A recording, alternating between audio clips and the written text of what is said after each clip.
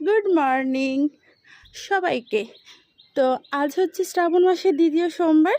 তো আমি সমস্ত কাজকর্ম সেরে আমি চলে এসেছি উপরে পুজো করতে। আর এসেই দেখলাম গাছে দুটো সুন্দর সুন্দর জবা ফুল হয়েছে।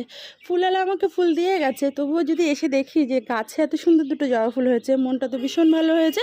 তো ফুলটা তোলা তোমাদের সাথে আমি শেয়ার করতে পারলাম না, কিন্তু তুলে নেওয়ার পরে তোমাদের সাথে শেয়ার করছি।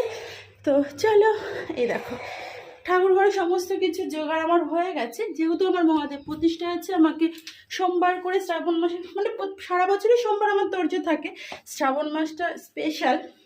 তো দেখো সমস্ত ফুল আমার এখানে গোছানো হয়ে গেছে, প্রসাদ ঘি মধু সমস্ত কিছু। আর এইখানে গোপুসোনা বসে বসে দেখছে সব কিছু ঠিকঠাক আছে কিনা। আর গোপুসোনা স্নান করাবো, সমস্ত কিছু রেডি আছে। গোপুসোনা আজকে এই ড্রেসটা পরবে। তো আজকে বাবার মাথায় কে কে জল ঢালছে অবশ্যই আমাকে কমেন্ট করে জানিয়ে। সবাই বলে হর হর মহাদেব। টাটা। ভিডিওটা কেমন লাগলো একটা লাইক।